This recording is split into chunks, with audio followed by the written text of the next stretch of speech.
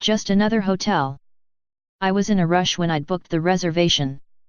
The hotel I'd wanted to stay at, the one I was used to, had been overbooked for a custom car show that was going on, and that left me out of luck. No amount of grumbling and growling into the phone could convince them my years of patronage were worth the effort of pulling a few harmless strings. So, after a brief and aggravating visit to a website I didn't fully get the hang of, I was left with a room at the stay-in.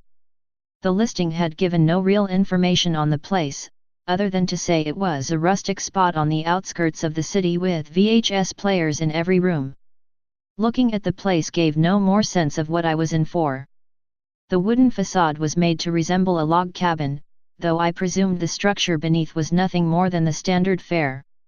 The rooms were lined up in one long, regimented row that seemed to trail off into the pitch-black forest that surrounded the place.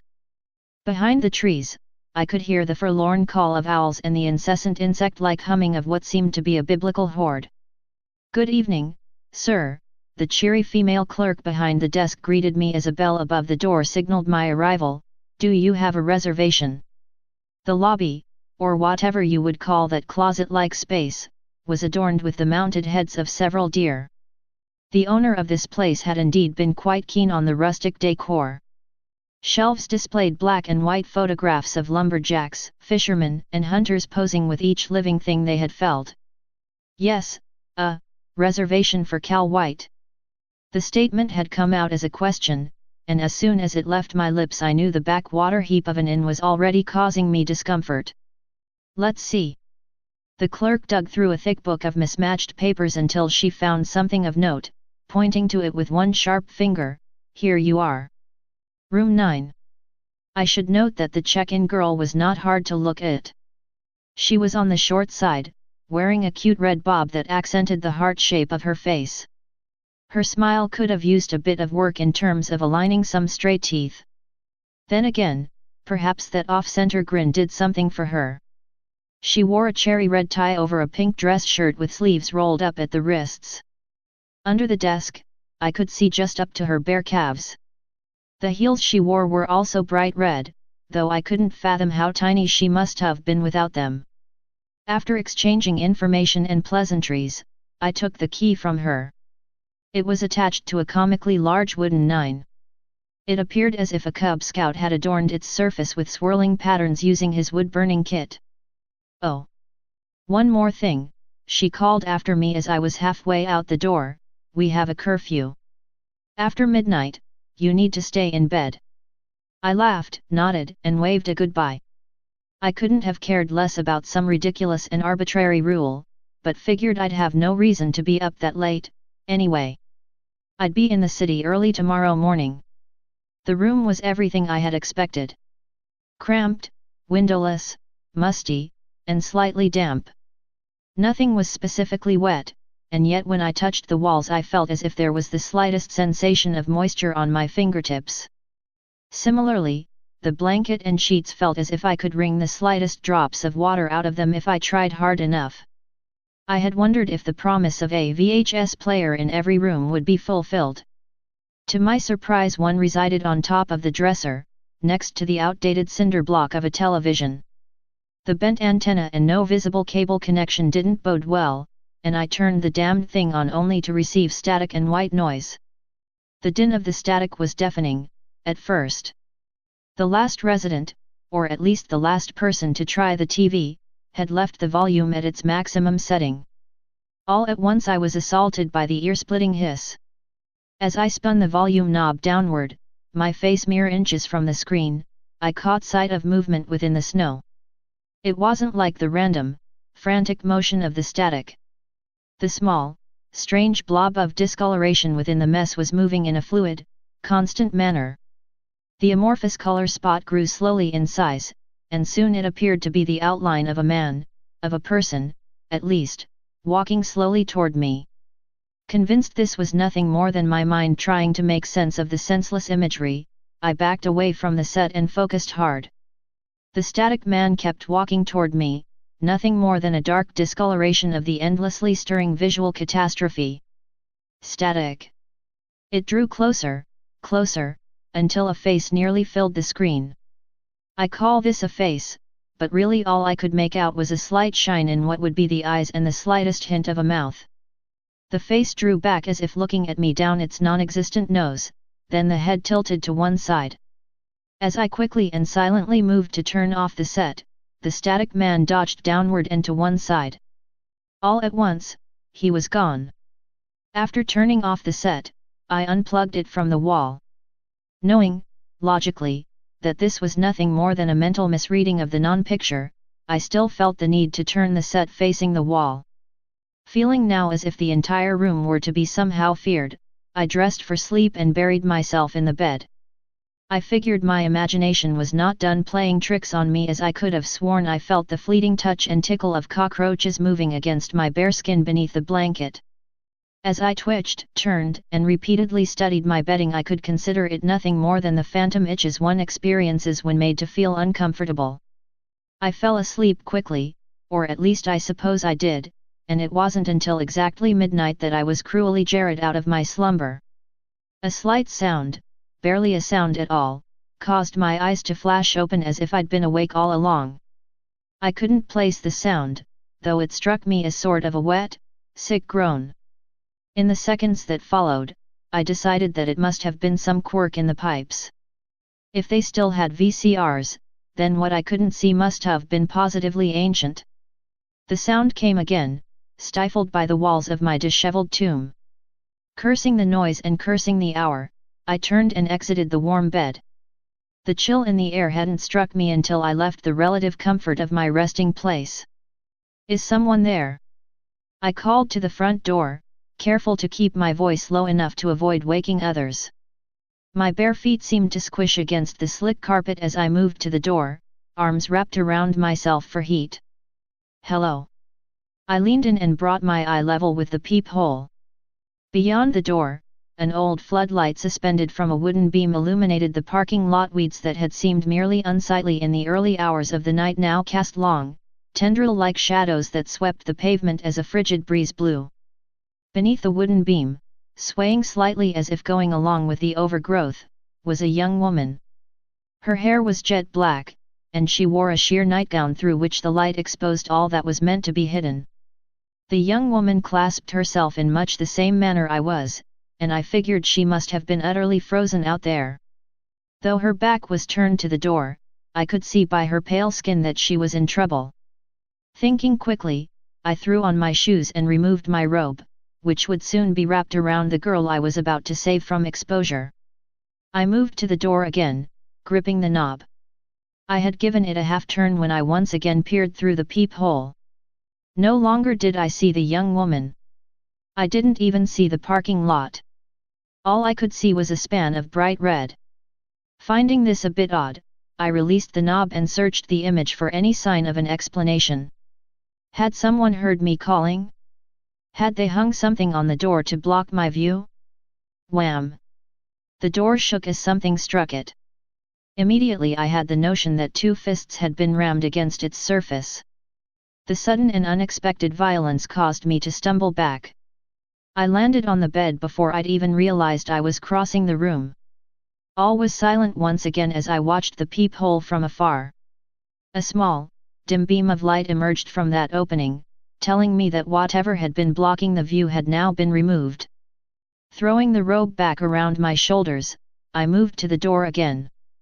Seeing nothing out of the ordinary now beyond that pinpoint opening, I threw the door open and searched the surrounding area for any sign of the young woman. "Mr. White." The girl behind the counter seemed aghast as I barged into the lobby, still garbed in my nighttime attire. "I told you about the curfew."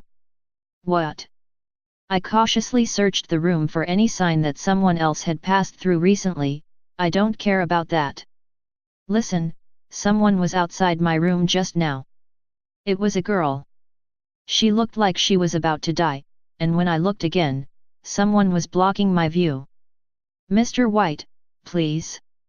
The clerk begged, you have to go back to your room, and please stay in bed. No, I rushed to the desk and planted my palms down on it.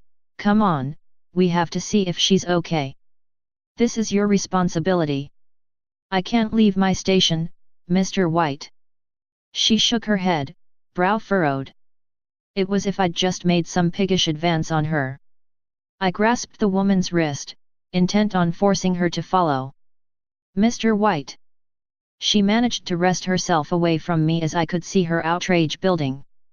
I cannot and will not leave this desk. Fine, I threw my hands in the air, exasperated, do nothing. I'm going to find out what in the hell is going on.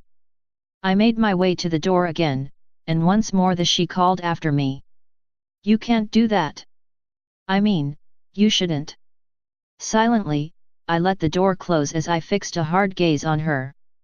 See, the curfew isn't our doing. It's just, you shouldn't go out around midnight. We have some extra guests. Oh. I raised a brow, how do you mean? There was a murder here several years ago. A girl was killed and dumped into the lake just beyond the trees. Sometimes she comes around in the middle of the night, in particular, at midnight, like she's trying to find the family she was staying with. She must think anyone she sees is the person she's looking for, she'll drag you back to that lake with her. I let out a disbelieving chuckle, one which was ignored as she continued on. You probably saw the poor thing. She's pale, like a ghost. Her face is mangled and torn apart. I turned once more to leave, feeling there was a good chance I was the butt of some sort of joke. Then, her words caused me to freeze in my tracks. She was left with only one swollen, blood-filled eye. You're full of shit. I walked halfway to the desk and stopped. What is this, some sort of murder mystery hotel? A paranormal experience fun night? Your web listing really should have mentioned. See for yourself. The clerk gestured to the shelf, to the photos that resided there. Regarding the strange woman with a sideways glance, I went to the shelf and pulled down one of the pictures. It showed a hunter posted with the corpse of a large buck. What? Did the deer do it? I snapped. Before the clerk could respond, I spotted an abnormality. I could see typewritten words barely visible on the photo, reversed as if the other side carried the message. Less than carefully, I separated the frame and snatched out the picture. The photo had been clipped from a newspaper, and was of no real importance. The article attached to it was the actual memento. Fourth murder at local motel. The headline gave me a start. The words that followed did nothing to settle my nerves. The further I read into the article, the less I was sure of my skepticism. Community leaders are at a loss to explain the yearly killings that are taking place at the Stay Inn on Elk Road in a rural area around the Nevada/Arizona border, about 20 miles south of Las Vegas. Police have no comment at this time, though they admit to believing the 4 killings are in some way related. I looked to the other photos, then back to the clerk. Yes, she said quietly, anticipating my question, they're all clippings. There were 10 murders over a period of a decade, all young women, massacred and hidden somewhere in the area. Their faces. I started, finding no words to complete the thought. No, she shook her head sadly as I set the clipping and its frame back on the shelf. No, not all of them. Galt strangled one of them with her pantyhose, another girl he cut her into pieces. Galt. Yes, Victor Galt. The police killed him in a shootout just outside. He had holes drilled in the walls so he could look for victims. It's why we can't keep the weather out. Well, surely you can just patch that up, unless he keeps making them. The clerk swallowed hard and nodded. He does. She drew a heavy breath and sighed. For the briefest moment, I caught her checking the doorway as if she was expecting Galt to respond to his name being spoken. It's funny, she added with a bitter smile, they never realized there was always a murder days after Galt was called to fix a television. I slept in my car for the rest of that night. I gathered my things and drove into the city before I let myself fall asleep. I'm sure anyone who passed by thought I was crazy, but by that point I felt safer amid the hobos and drug dealers than I did at the stay-in. It wasn't just because of the red-eyed girl, or even the presence that had reverse-viewed me through the TV screen. Granted, they were no small part of my decision to leave. However, the final straw was a detail the clerk had told me, and what I noticed soon after. "Another girl," she said, "he cut her into pieces." It wasn't until I thought it over that I realized what was wrong. It was her high heels, and the bare calves I could see just above. They were slightly off to her side. Stay paranoid, my friends, and be careful where you lay your head.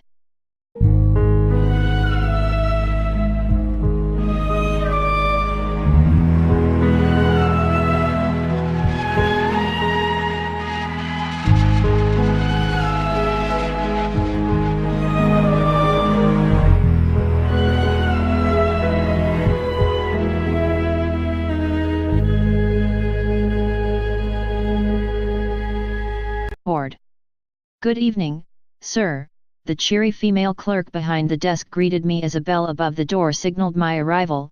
"Do you have a reservation?"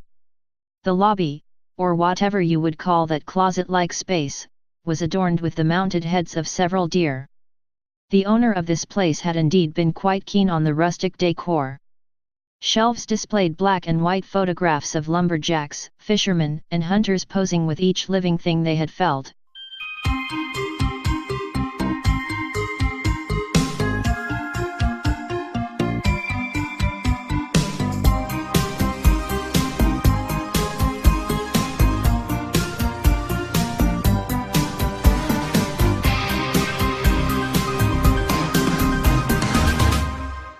Just another hotel. I was in a rush when I'd booked the reservation. The hotel I'd wanted to stay at, the city with VHS players in every room. Looking at the place gave no more sense of what I was in for. The wooden facade was made to resemble a log cabin, though I presumed the structure beneath was nothing more than the standard fare. The rooms were lined up in one long, regimented row that seemed to trail off into the pitch-black forest that surrounded the place. Behind the trees, I could hear the forlorn call of owls and the incessant insect-like humming of what seemed to be a biblical "Yes, a reservation for Cal White." The statement had come out as a question, and as soon as it left my lips I knew the backwater heap of an inn was already causing me discomfort. "Let's see."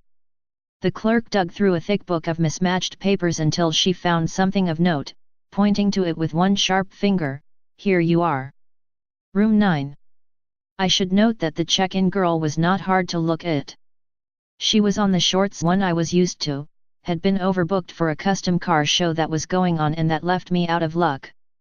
No amount of grumbling and growling into the phone could convince them my years of patronage were worth the effort of pulling a few harmless strings. So, after a brief and aggravating visit to a website I didn't fully get the hang of, I was left with a room at the stay-in. The listing had given no real information on the place, other than to say it was a rustic spot on the outskirts of